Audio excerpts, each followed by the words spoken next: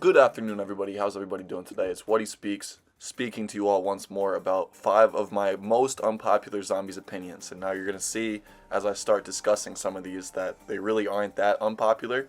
Jumping into the first one, COD Zombies as a mode has not been fun since the BO4 days. If you ask me, that was the last decent/great game we've had. And to explain this one, guys, I feel like most of us are really on the same page. So, ever since Black Ops 4, which had debatably one of the worst launches out of any Call of Duty Zombies title, or Call of Duty title to begin with, ever since then, things just really haven't felt the same. People dogged on BO4 back in the day because of its launch, because of the different perk system and some of the mechanics, which were very controversial.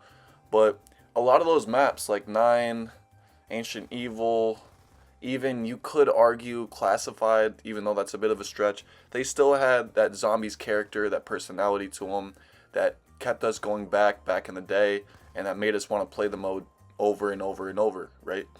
But if you compare a lot of those maps to something like a Firebase Z, a Mauer der Toten, or even something like what we have in BO6, like the Tomb, and don't get me wrong, there have been great maps that have released since Black Ops 4, I just feel like the passion isn't the same. We're not getting the same drive and commitment from the developers that we used to back in the day when it was still fresh, when it was still a new mode, back in like the Black Ops 2 days. So that's really where I'm at with that.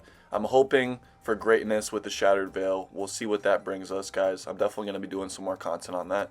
But that's my first unpopular opinion, which really probably isn't that unpopular after all. Sorry, I cannot speak today. Okay, number 2. Jumping right into this one. Die Rise, in my opinion, is one of the most replayable maps of all time. Okay, even more so than Rise and Drac. I go back to Die Rise at least 2 to 3 times a week. To Rise and Drac, not as much. Okay, and I know I'm pronouncing it wrong. I am like 15% German, but that 15% doesn't actually know the language too well. So please don't come at me in the comments. I don't know what it is, guys, but Die Rise, the verticality, the uniqueness of the buildables that we saw for the first time, like the Trample Steam, like the Liquefier. Technically, that wasn't the first wonder weapon that was built. The jet gun came in transit directly before it, but Die Rise just has so many great features to it, in my opinion, that a lot of people often get confused with being a hassle or just really frustrating. Whenever I talk to people about Die Rise, they're always saying it's one of the worst maps of all time because, oh, it's so easy to fall off the map. You know, the verticality can get really tricky, and the Easter egg is terrible. Well, I respect your opinion if you share that sentiment, but at the same time, you gotta understand the nostalgia I have for this map is quite literally colossal. Okay, I still remember playing this back in the day when BO2 was the game to play at the time, after school with the homies, and it was a blast. I still have fun going for high rounds on it, even though you could argue the strategy you use to do so is very mundane and repetitive. I just love the map. This is still one of the very few zombies maps to mess around with the verticality and pull it off well, if you ask me.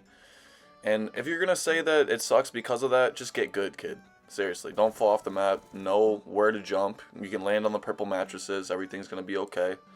And just so many of these jumps, which I'm going to put on the screen shortly just to show you what I'm talking about, are just insane. Some of the things you could do on this map that you cannot do in any other zombies map.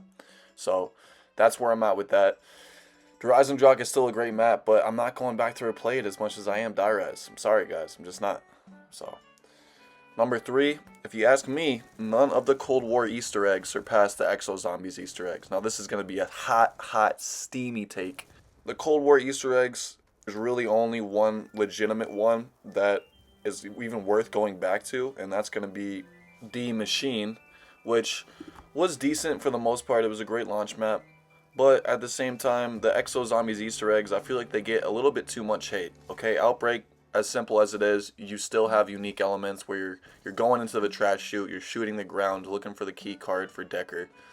On top of that, you also have creative elements like 2 different endings, which this happened back in Black Ops 2 with the whole Richtofen versus Max's sides of the Easter eggs, but it was cool to see Exo Zombies experiment with that as well, where you can shoot down the, I forget what the the kill streak is called. What is it? The Hellbird. You can shoot down the Hellbird at the end, or it saves you, depending on which side you do. And keep in mind, the other side is incredibly difficult when you have to melee all the zombies to get the key card to 50. But on top of that, even looking at some of the other ones, Infection, people always hate on this one, saying, oh, it doesn't make any sense, you're literally cooking a burger. Yeah, you're cooking a burger, but at least you're not teleporting from one teleporter to the next in a reused campaign room. You know what I'm saying? Like, there was still care that was put into those Easter eggs, while the mechanics of the game itself may not have been the greatest, and the guns were pretty trash. Looking at the Easter eggs for what they were still incredible. Carrier is still the best out of all 4 of them. Descent was okay. That one was a little bit more challenging, but Carrier, I think it hit the best balance of being challenging but not super tedious. You had the weird steps like the Plinko machine when you're throwing in the grenades in a certain order. If you didn't know how to do that, you literally couldn't get anywhere. But you also had the more unique elements like holding X on the alcohol bottle and moving through the laser maze while you're drunk. That's never been seen before in zombies, and that was really cool. Even teleporting to the islands, using a shovel to dig up the crate. That was awesome as well. But if you compare it to the Cold War Easter eggs, guys, like, let me ask you this. Would you rather cook a burger and have fun with Bubby on Infection, go into that Burger Town rocket simulation, whatever that thing's called, when you go up the ladder? Or would you rather talk to Klaus, have him yappy you for 30 minutes straight, and do the mimic steps? Sorry, I cannot speak. I know those aren't on the same map, but still, like, when you compare the steps side by side, it's pretty obvious which one you would rather play. At least for me, it is. I would rather play all the Exo Zombies Easter eggs than any of the Cold War eggs, with the exclusion of D Machine again. Finally, though, guys, I'm combining 2 unpopular takes in one here. I think that Beast from Beyond from Infinite Warfare Zombies is hands down the worst map of all time.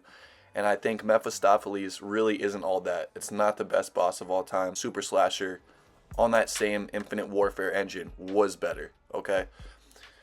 The way I see it is, Mephistopheles, I think it gets hyped up way too much.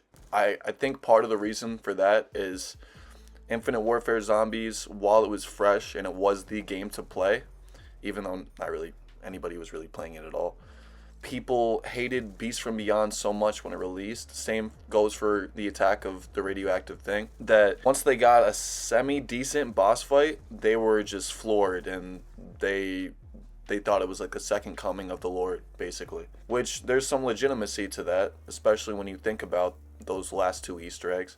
But at the same time, it's like Mephistopheles, the boss fight arena is super cool. It's incredibly challenging, and it is a unique boss, but there's so many bosses I would rather go back to. Like I mentioned, like the Super Slasher. To me, that was a lot more fun and a lot more manageable. Another thing you got to take into account is to even play against Mephistopheles, you literally have to play through the entire Beast from Beyond egg. Keep in mind, I've done all these Easter eggs, so I know the struggle, I know the pain. But I mean, it just takes too long to even set that up, because what ends up happening typically, if you don't have the right squad or the right strategies on your side, is you go through the Beast from Beyond Easter egg, you battle the 2 mammoths, and then you get there, face off with Mephistopheles, and you die instantly. Beast from Beyond, talking about that more as a map, that map has so many issues, I can't even fit them all into this video. Whether it's the cryptids that spawn in, to just the boss spam you get on round 19 plus, it's just unplayable, guys. I mean, there's cool elements of the map. I like how it's part of the Nightfall facility. If you've ever played Extinction, that was DLC 1 of Extinction back on Ghosts. And the outside area is beautiful because it's a testament to that. But, and you don't know where the power switch is, you're not getting past round 2 or 3, maybe even 4 max, just because it's impossible to play. And that's where I'm at with my zombie takes, guys. Let me know if you want to see another video talking about some of my most unpopular zombies opinions. This is What He Speaks. I have just spoken. Have a great rest of your day.